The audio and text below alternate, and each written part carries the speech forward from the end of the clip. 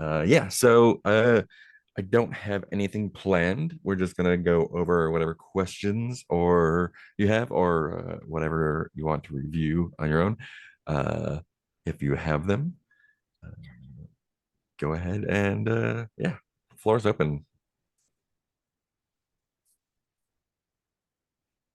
Um, I have a question about the metadata sometimes defined on the top of the models.py.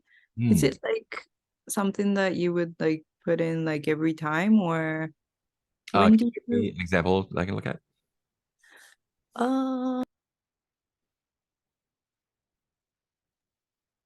let me see. Sorry. Yeah, yeah. No It was worries. part of the solution for yesterday's camper Oh, was it? fun. Oh, okay. Okay. Yeah, I think it was in there. I think I know what you're talking about. Let me double check to make Um, Let me see. um Um, yeah, so remember the yeah. Um, what was the error we had at the beginning? Where we the one that we had to clear the database and start from scratch there.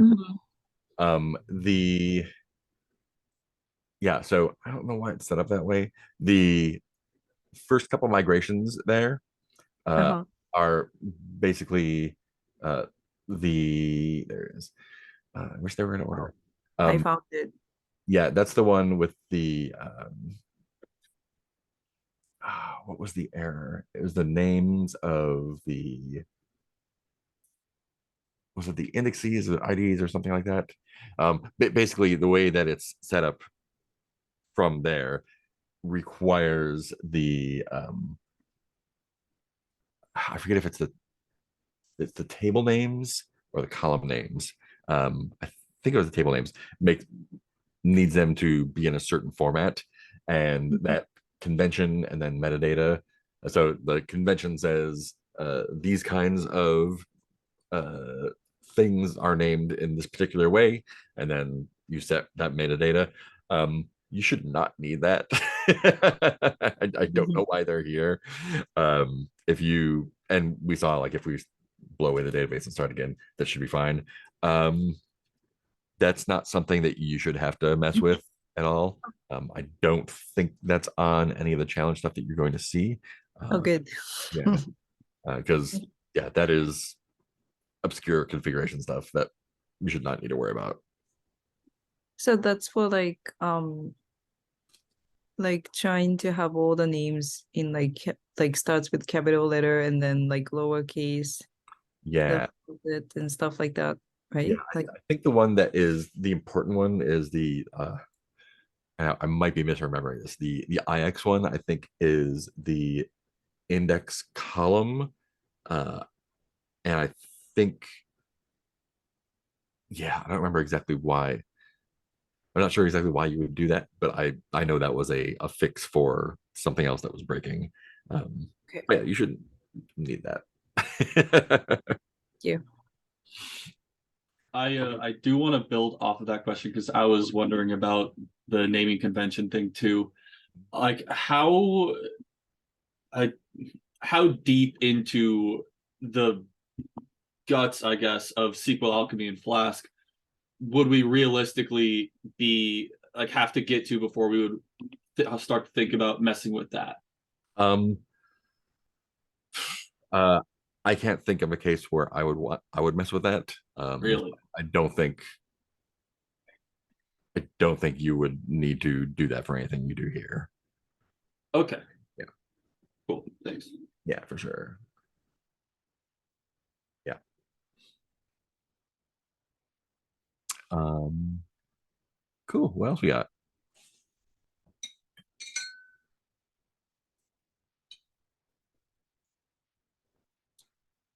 Is this the shortest review session ever?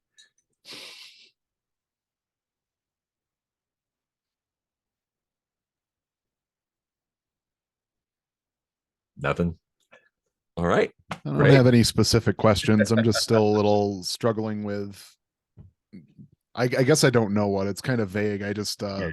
more example would help. I don't know if maybe you have some um I don't know, review content to direct me to or something. I watched one of Adam's lectures yesterday, and that helped a lot with validations and constraints. Yeah. So I'm comfortable there, but now still like the SQL alchemy relations and all of that are Hmm. like, I think I've got them, but when I sit down in front of, in front of VS Code, they just don't flow like other content has. I don't know. Yeah.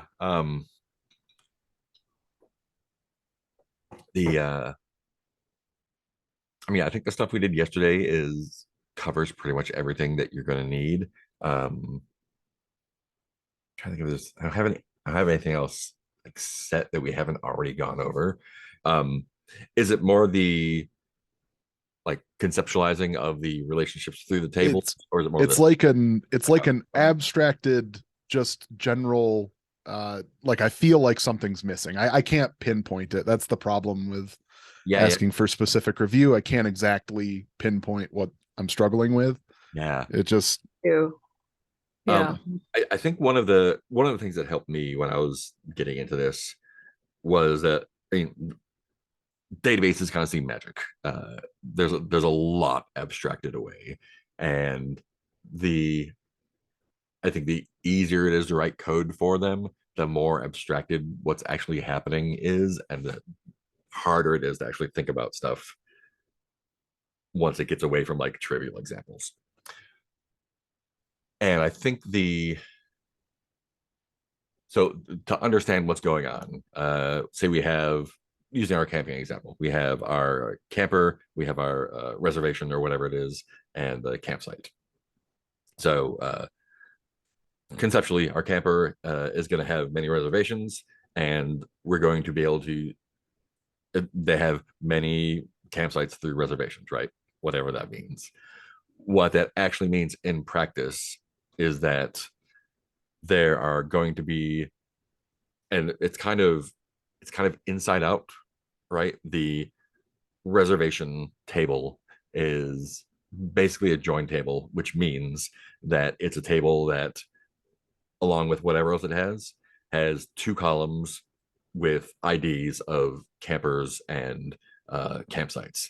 So we have camper Bob, camper Sarah, camper Zoe, we have campsite ABC, and those are 1, 2, 3, 1, 2, 3. So the join table, the reservation table, is basically just saying, camper 2 is going to be at campsite 1, camper 3 is going to be at campsite 2. And so it's just a list of those pairs of IDs, right? And that's basically just like a lookup table. It might have other stuff associated with it, date or whatever. But the important part is it's that lookup table in the middle, so that from either side, and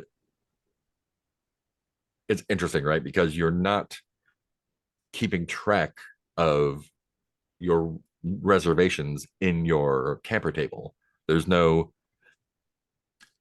the thing that really made it click for me when I was learning this is that if you think about it in code, whether JavaScript, Ruby, Python, whatever, I've got this camper object or this camper model.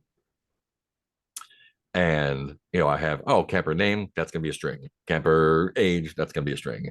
Camper reservations, that's gonna be an array. But we can't store arrays in SQL. We kind of saw the way we did that in phase 3, where we had like the all array or reservations or reviews or whatever. But in SQL, in the table structure, you can't keep an array as a field, but we need to have a list, of reservations for each camper. And so the way we do that is that we can set up something on our model that says, when you ask for this camper's reservations, instead of looking for something on the camper model, what you're going to do is go to the reservation table, the reservation model, and say, basically select from this table all the camper IDs that match my camper ID. And then you can match up those reservations for that. And that's why the whole ORM thing is a nice technology, because instead of having to say, I want to get all the campers reservations. So I have to do a select on that where the ID is equal to this, and then return it as a list of things, and then do whatever that. You can just say, hey, camper, give me all the reservations. And it's backwards from what you think it is and what it's actually doing. You're not actually asking the camper for their reservations. You're asking the reservations for all the things that match that camper. And those sound kind of the same, but they're different things, right? And then the tricky bit is the through association. So if I say camper, I want to get all the campsites for that camper. First, it has to do the lookup on the table to get all the reservations, and this is where the SQL join comes in. It says, you know, basically what it does is create a, when you do a join, basically it creates a virtual table kind of. So it says, hey, get me all of the, ask the reservations table to give me all the reservations that match the camper ID, and that's kind of the meta table. Then say, okay, cool, find all of the campsites that match the campsite ID on those reservations, and then give me the campers for that. So there's weird back and forth, and I wish we had more time to go over SQL stuff. Stuff we do in phase 3 is more than we've ever done. I mean, we could do a week on SQL, and that would probably be okay.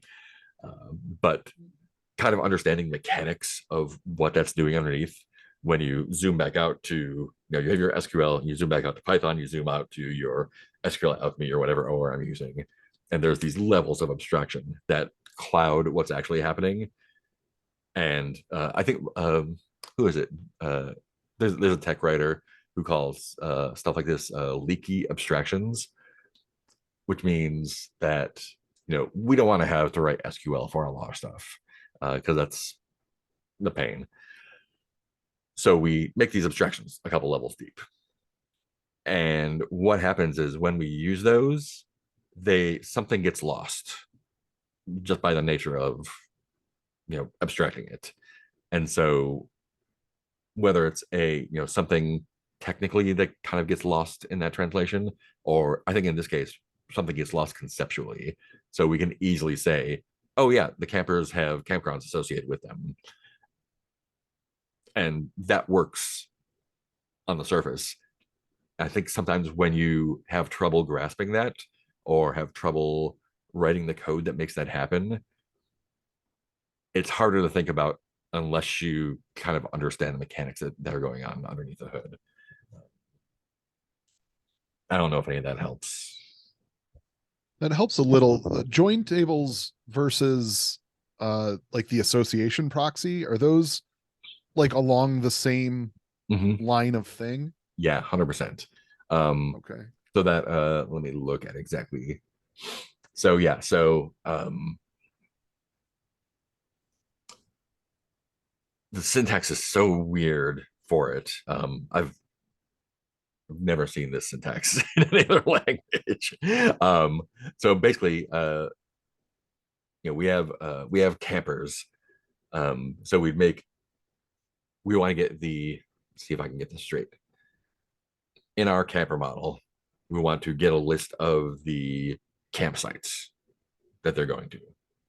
And so we need to say, you know, campsites is, you know, we create an association proxy through, so we're looking at the reservations, plural, and then the thing that we're looking for in that is the campsite. And so that's the association we're making. We're saying in the camper model, when you want to look for campsites, we're going to make an association proxy. I don't know why they call it that. I know why they call it that. I just don't like it. In our camper, when you ask for campsites, we're using that association proxy method to say that is a proxy. That is a substitute, a thing we're going through, because we can't get to it directly. We need to look at the reservations table, and we need to find the things that match campsite, right? And even like I've been doing this for a long time, and I still have to like think through how those joints work explicitly. If you just want to pattern match and say, oh, campsite equals association proxy reservation campsite, reservations campsite, and kind of just like find one example that works and just kind of map table A, resource B on model A is join table C, resource B, and just match those words. I think that's totally fine. Just getting it to work. Rule one, right? Get it to work. And then once you, I think, and the nature of the abstraction is weird here because I think you can do this a whole bunch of times. Like this is something that you can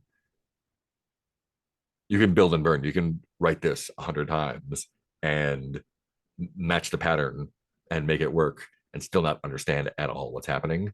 And again, if it works, it works.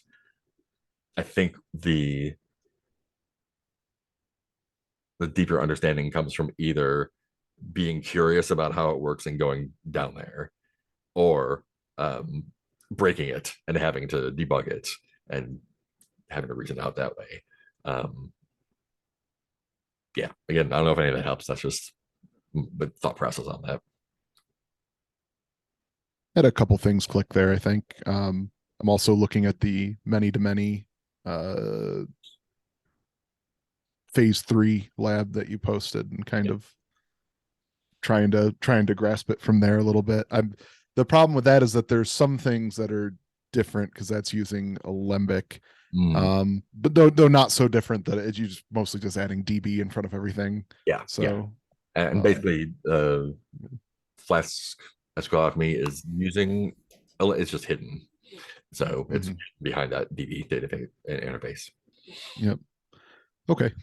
I noticed that in Canvas module there was lambda function that was like inside of association proxy. Is it because they're using Alembic or? I don't know. I don't know what that does. Yesterday we didn't use the lambda function and it worked fine, right? Yeah, So it works without the lambda function. So this looks like the Lambda function. I looked at it a little closer because I noticed that too. And I think it's just saying, take a, I don't know. Are you looking at the same thing, Saki? Are you looking at the yeah. phase 3 module? So for example, under games, it looks like it's saying Lambda and then pass in US, which I don't know exactly what it's passing in. Yeah. At that point, but it then builds a review using that US variable as the name. Yeah. So it's like building a whole new review, and then I guess I don't know exactly I mean, what happens at that I was point. It confused. just It's also in the solution code for the camping one, which is again more confusion. Oh, it was? Yeah. Oh. Creator argument takes a function that accepts a gamer user returns a review. So it has created that. So yeah, so what? So so looking at that phase 3 stuff, so again, a lambda is, I don't think we talk about it enough. Lambdas are basically what arrow functions are in JavaScript. It's just a way to write a little quick function. And so the keyword lambda says, hey, we're writing a little function. The GM is the parameter, the argument in the function. So that can be anything. It's just GM. It should not be GM because that is not descriptive and that fails rule 2. But basically it's saying, use this function to take a GM is the game. And then it's basically kind of like a mapping function. It's saying, for the game that you find, return the review for that. And I don't know why that's there, because it works without it, as far as I can tell. Let me look up something here. It looks like it looks like it's passing in 3 arguments to association proxy, right? Yeah, and the third And one. 2 arguments are the reviews and the users, which that clicked for me. It's basically the 2 things that you're not in right now. Yeah. The first one being the source of truth, I guess, the single, the thing that everything is passing through. Yeah, the join table there. And the second one being what you want to connect to. Yeah. And then the third argument is this lambda function. Yeah. It's creator. The third argument is creator, I'm guessing. So let's see. The single argument is feasible. The association marks. So where a single argument constructor isn't feasible. So it looks like, and again, I'm having trouble conceptually trying to understand how that applies here. Saying for cases where a single argument constructor isn't feasible. So keyword. Yeah, interesting. It's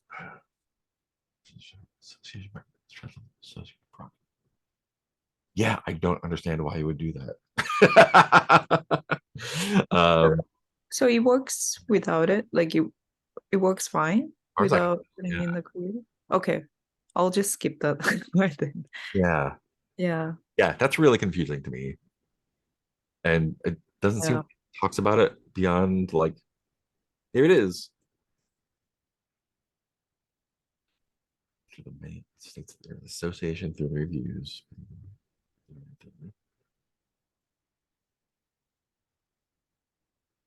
Accepts a game or user and returns a review for that user.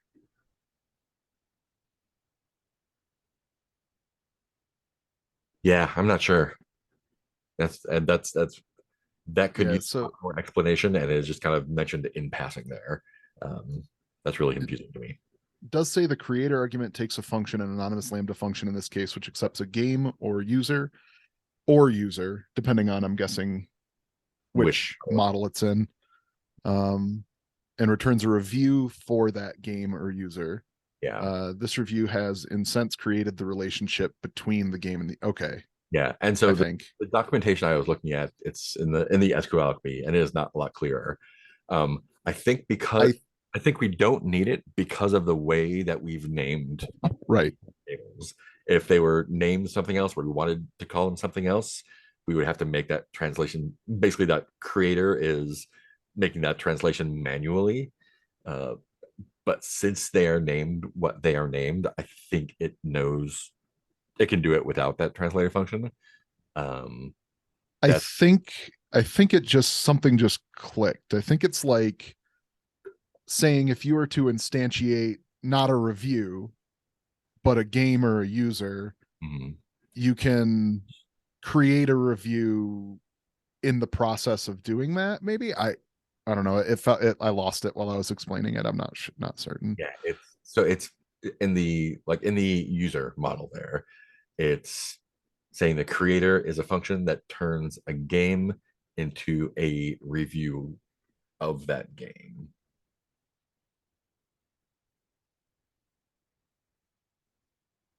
Yeah, that code does not make any sense to me.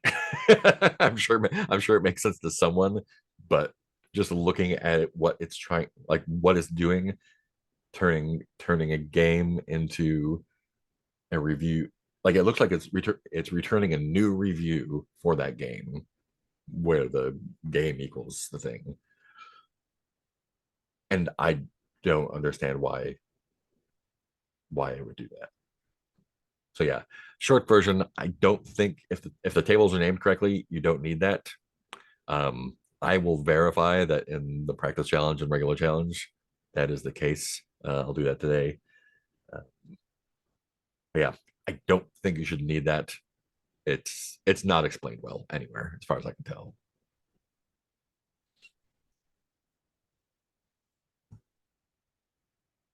Cool. Yeah. Whew, deep dive.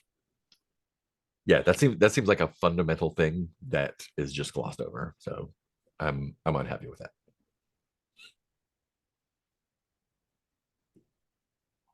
I have a question about like the relationship thing. I know we were just kind of talking about it, but it's kind of hard for me to like you know, Yeah. doing this. Like, can I share my screen, because I feel like that makes it Absolutely. a lot easier for me to.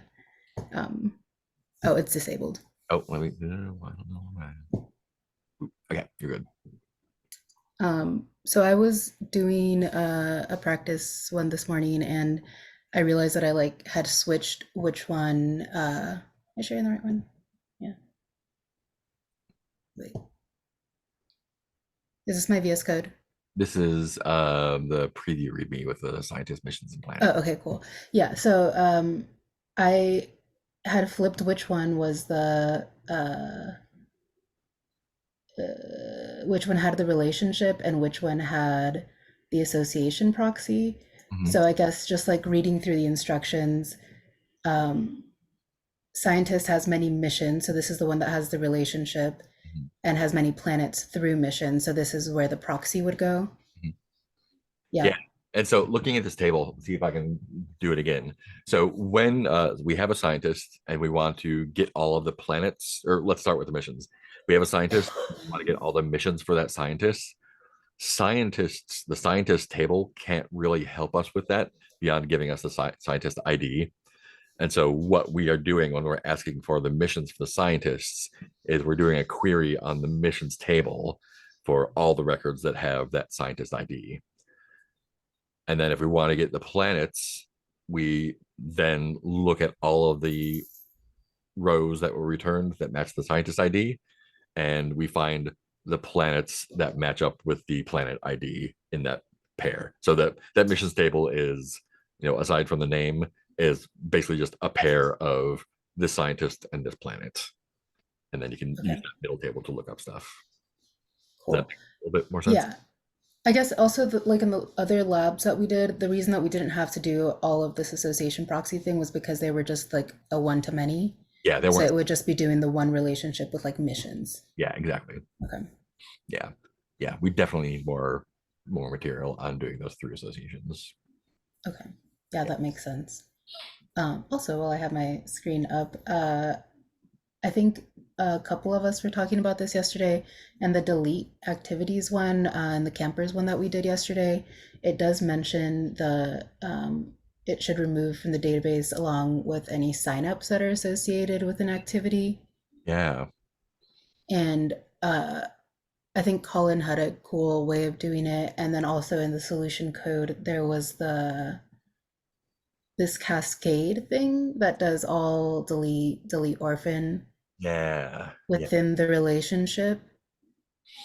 Is this something that'll come up on the code challenge? Ooh, that's a good question. I can find that out right now. Let's see.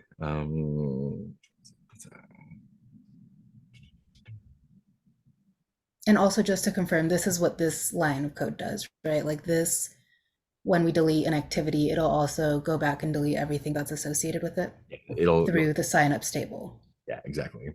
Okay. Let me see. You'll be doing validations, get, and a delete. Yeah, so there will be one of those delete cascades on it. Cool. Yeah. Which again, I don't feel like that is underlined enough in the material, but yeah. Yeah. Does the way that happens with the cascade, does that make sense? I mean, I just kind of saw it in the solution and put all three of these in here, but I guess I don't actually know what the correct format is or like what it all needs to make it work.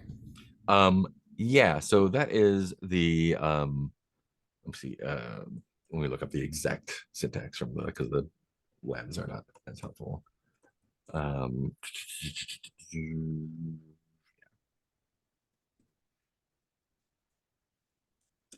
so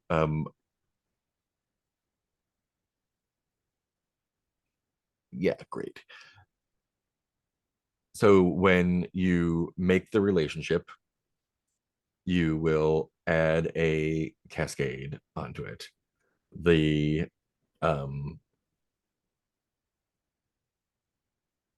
yeah. So that's just one little thing. Where am I looking at here? Cascade all delete.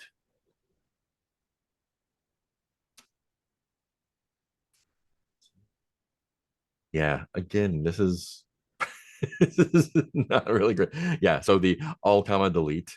I double check the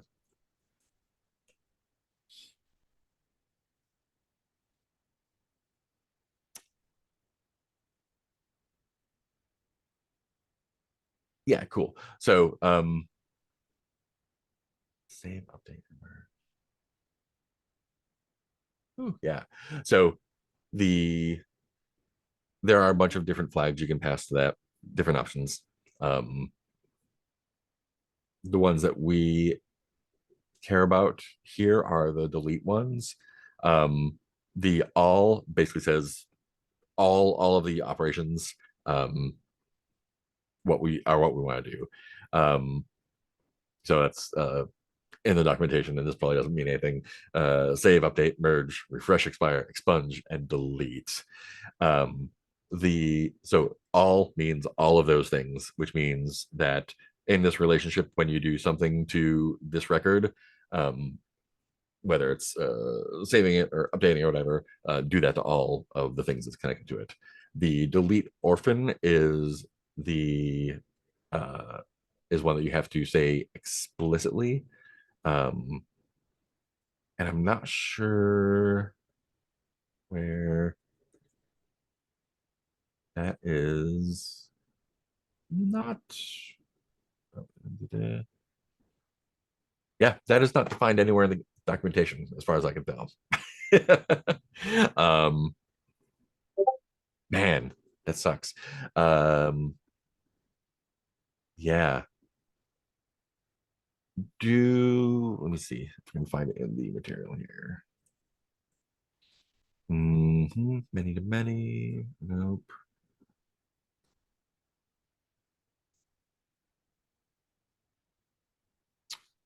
Let's see.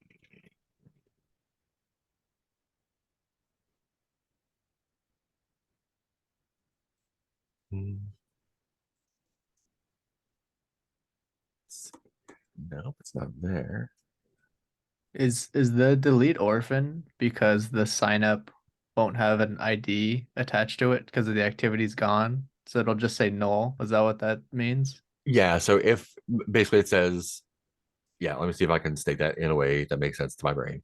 So if there are activities that are attached to it, the association gets deleted first, and then it goes and deletes the ones that don't have any connection there. Yeah, so that's I think that's what the delete orphan does. I'm trying to find documentation that actually says this is how this works. But I'm only seeing like examples, not seeing any explanation on it, which is unfortunate. Let's see. Delete.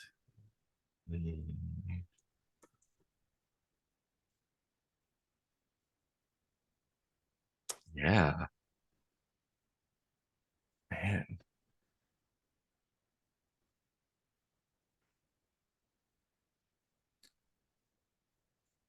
Up there. Let's see, is it a full stack one? No.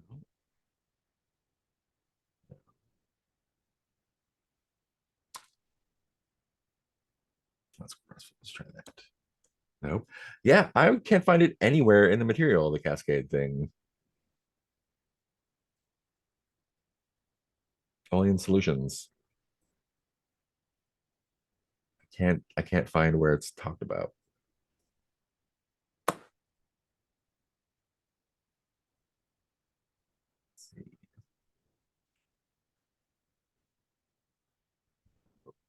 There. Let's see. Maybe that one. Nope, not there either. Yeah. Do any of you all remember seeing the cascade stuff in any of the lessons? Let me look at one more thing. That might be a save.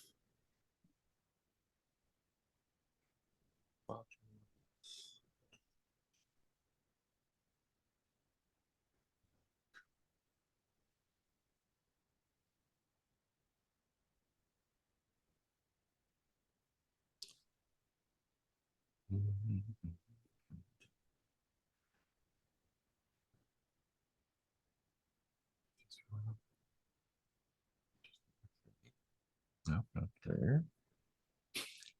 Um,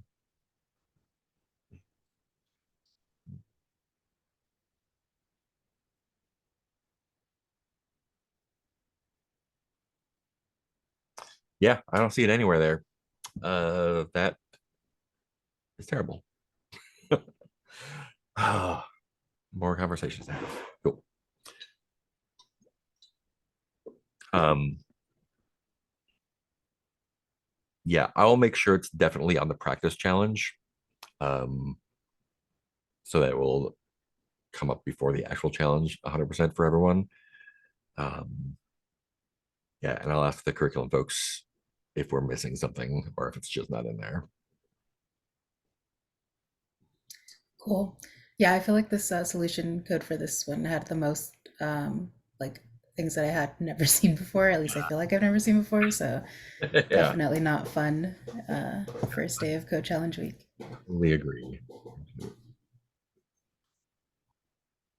Oh, yeah.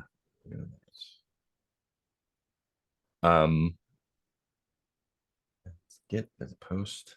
Yeah, I will leave a note for Lance. Um, the rubric for, so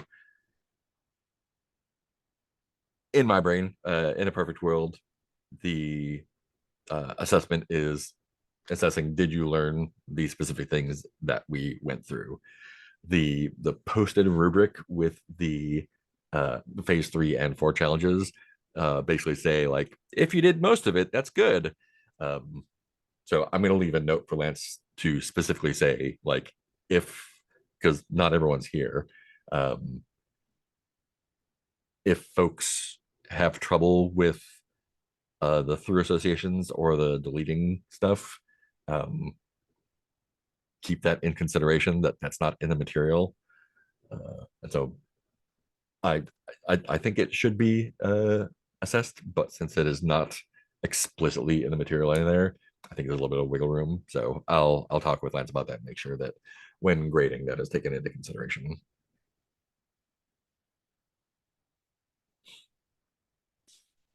Yeah, and then I'll talk to Ben. Cool. What other questions do we have?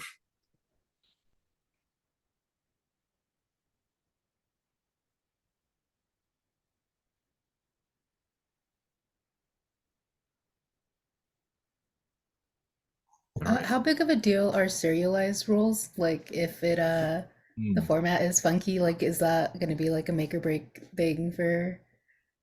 So I think the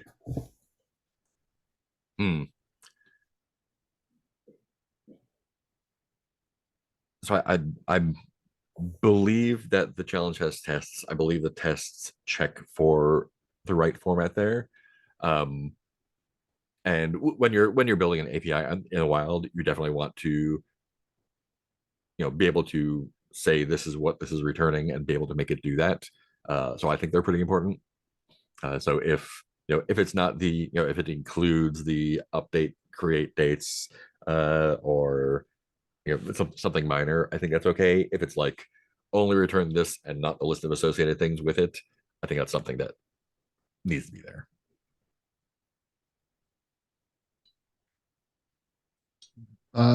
The created at and updated at fields, they do come into play when you're dealing with the serializer. The solution code for the mock challenge that you gave us yesterday does not include those. Yeah. Are those necessary?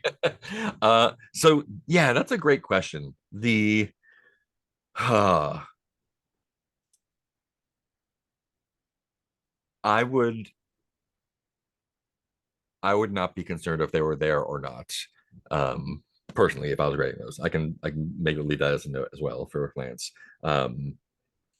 We don't really, so the reason that they're there in this material specifically is because they're included by default in Rails. When you create a table, it automatically puts those stuff in. And this was adapted from the Rails thing, so I think those are just vestigial. They were just left in there because that's what Rails did. We don't actually use them, and in a real database, you will see stuff like that, often generated automatically. Yeah, if it shows up or not in the words. If the serializers include them or not, I'm not super concerned about it. But yeah, I would say try to get those results as close to possible to what it's asking. But those are not super consequential.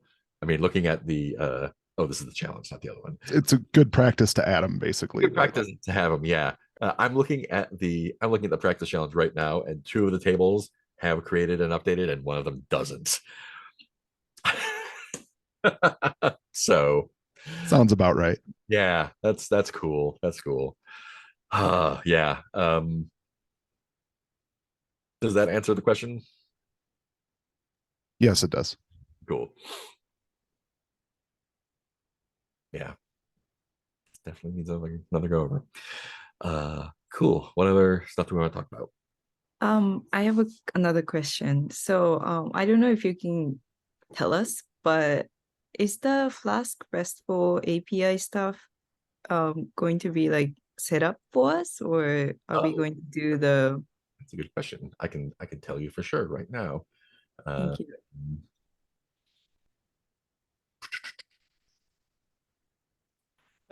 um, I don't. Let's see if it's in that one.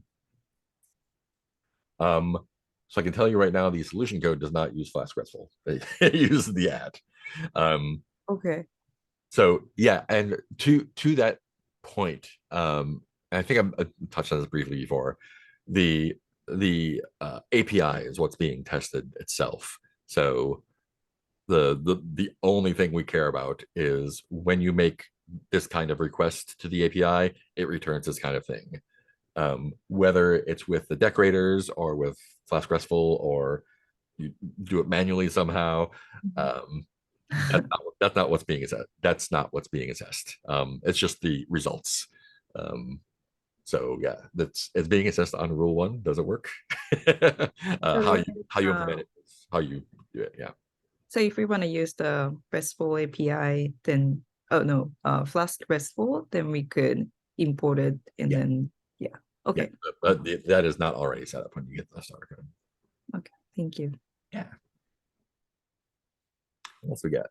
Then I kind of have a follow-up on question on that. Yeah. I was doing like the mock one, and I everything was working, and I never started the React client. And then when I did, some of it wasn't working. Does that matter? If it's working on like the local host side, like when I look at it and I do a request myself, it's working. Interesting. Was it a proxy problem, or I think so. yeah. That's a great question. Personally, my feeling is that we are assessing whether you can build the API or not. Whether the React application is able to consume that API effectively, that is a React thing. And so I don't think that affects whether you did the thing or not, because your job is to build the API. And so if the API works, great. If the React app can't hit it for whatever reason, I don't think that's your problem. Okay. All right. Yeah. That's a great question. Yeah.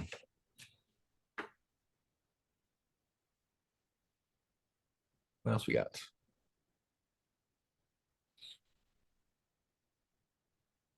All right. How are we feeling overall, aside from completely uneasy about the things that are missing from the curriculum? 2.8 creeping up there. That's good. Yeah. Yeah. Cool. So yeah, my job now is to try to smooth the runway for you as much as possible. Go over the practice and regular challenges and the retake if you have to take that. Yeah. I would say yesterday's practice is going to be great practice for the actual challenges. So if you need to build a burn, I'd say build a burn that. Other than that, any last requests? Cool. Great. Holler if you need anything. I'll just be fiddling with this all day. Thanks for hanging out. I'll post if this recording is useful, I'll post it in the usual places. And otherwise, I'll see you later. Thanks for hanging out.